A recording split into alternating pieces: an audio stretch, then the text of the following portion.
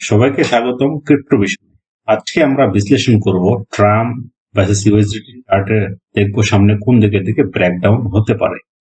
তো আমরা এখানে দেখতে পাচ্ছি যে একটা বড় একটা মার্কেটের কন্ডিশনটা আমাদের আগে বুঝতে হবে। ফার্স্ট অফ অল আমরা দেখবো মার্কেট কন্ডিশন। ওকে, মার্কেট কন্ডিশন যদি আমরা দেখি, ট্রাম্প ভার্সেস ইউএসডিটি সাম্প্রতিক একটা বিশাল আপ মুভ দিয়েছে।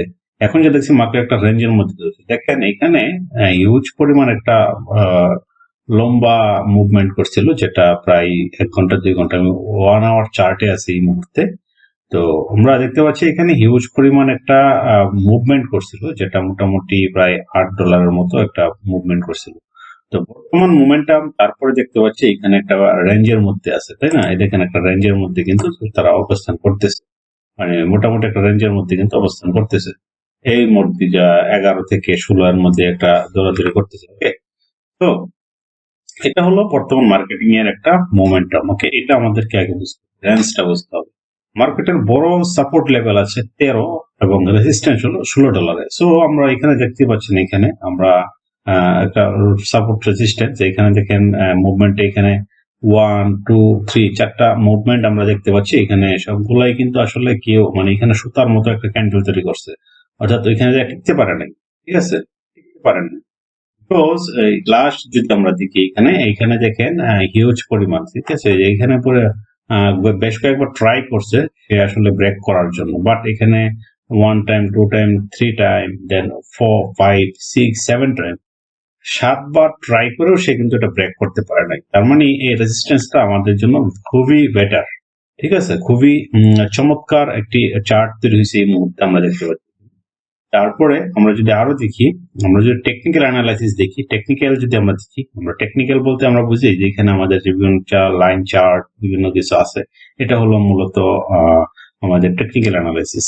তো টেকনিক্যাল অ্যানালাইসিস আমরা যদি দেখি চার্টে 7 EMA এটা হলো, এবং কি 25 EMA, আমি কিন্তু EMA ইউজ করি, like 7 EMA, 25 EMA and 99 EMA। তো এগুলা কিভাবে কাজ করতেছে? তো $16 ব্রেক করলে মার্কেট যেতে পারে 17 থেকে 18 দিকে। এখন এইটা হলো আমাদের মূল পয়েন্ট। আমরা যদি দেখি আমাদের যে ইএমআই গুলো আছে, ইএমআই গুলা যে সিগন্যাল দিচ্ছে, যদি সে $16 ব্রেক করে, এখানে আমরা দেখতে পাচ্ছি ব্রেক এই মুহূর্তে সে ডাউনে চলে যাচ্ছে। তো মূলত যদি সে 16 ব্রেক করে ফেলে, তাইলে মার্কেটের অবস্থান চলে যাবে 17 থেকে 18 দিকে, ইভেন কি 19-20 চলে যেতে পারে। এটা হলো প্রাথমিক এক ধারণা। ঠিক আছে, তারপরে আরেকটা আমরা সাপোর্ট তৈরি করছি। দেখেন এখানে সাপোর্ট, এটা একটা বিশাল সাপোর্ট, কারণ এখানে দেখেন 1 2 3 4 5 বেশ কয়েকবার এখানে সাপোর্ট লাগা দিছে, বাট সে নিচে নামতে পারে। এটা সাপোর্টের পর আস্তে আস্তে ব্রেকডাউন ছিল, তারপর আস্তে আস্তে একটু আপ ডাউন ছিল, এরকম যাওয়ার চেষ্টা করছে, বাট এখানে যেতে পারে নাই। তো এখন যেহেতু যেতে পারে নাই, তো আমরা নর্মালি চিন্তা করতে পারি এখন মার্কেটটা আবার এই সাপোর্টে চলে আসতে পারে। ঠিক আছে, তো সাপোর্ট যদি আসে সেক্ষেত্রে আমাদের ট্রেডিং প্ল্যান কি হবে? যদি $13 সে ভেঙে ফেলে, এখানে যে আমাদের একটা সাপোর্ট আছে, এখানে একটা সাপোর্ট আমরা যদি এখানে চিন্তা করি, এই লেভেলে একটা সাপোর্ট আপনাদের যদি আমি বলি, এই যে লেভেলটা আছে, এই লেভেলে একটা সুন্দর একটা সাপোর্ট। ঠিক আছে, এই লেভেলটা হলো সুন্দর একটা সাপোর্ট, অর্থাৎ 13তে একটা সুন্দর একটা সাপোর্ট আছে। যদি সে ব্রেক করে ফেলে, তাইলে এটাতে চলে আসবে 100%। এখন আপনাকে অপেক্ষা করতে হবে $13 পর্যন্ত। যদি মনে করেন আপনি কনফার্মেশন একটা ট্রেড নিতে চান, সেই ক্ষেত্রে অবশ্যই আপনাকে 13 পর্যন্ত অপেক্ষা করতে হবে। 13 পর্যন্ত অপেক্ষা করার পর আপনাকে আপনার ইয়া হইতে পারে কিরকম। এখন ডাউন সাইড অ্যানালাইসিস যদি আমরা দেখি, তাহলে এটা হবে। আপসাইডে তো আমরা বুঝলাম, আপসাইডে যে আমাদের ট্রেডিং প্ল্যান হতে পারে, সেটা হতে পারে আমাদের $16 উপরে যদি 1 ঘন্টার ক্যান্ডেল ক্লোজ করে, আমরা 1 আওয়ার অলওয়েজ টাইম ইউজ করবো, বিকজ আমরা আসলে খুব স্কাল্পিং টাইপের ট্রেড করি। সেক্ষেত্রে আমরা যদি এখন চিন্তা করি, আমাদেরকে 16 ব্রেক হওয়ার জন্য অপেক্ষা করতে হবে।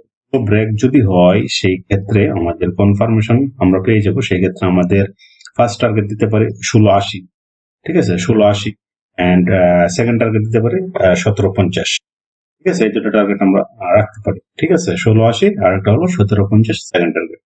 আর যদি ডাউন সাইডে যাই, আমরা যদি এই 13 ব্রেক করে ফেলে, সেই ক্ষেত্রে আমাদেরকে এখন হলো মোমেন্টাম আছে, এই মোমেন্টামে আসলে ট্রেড নেওয়াটা ঠিক হবে না।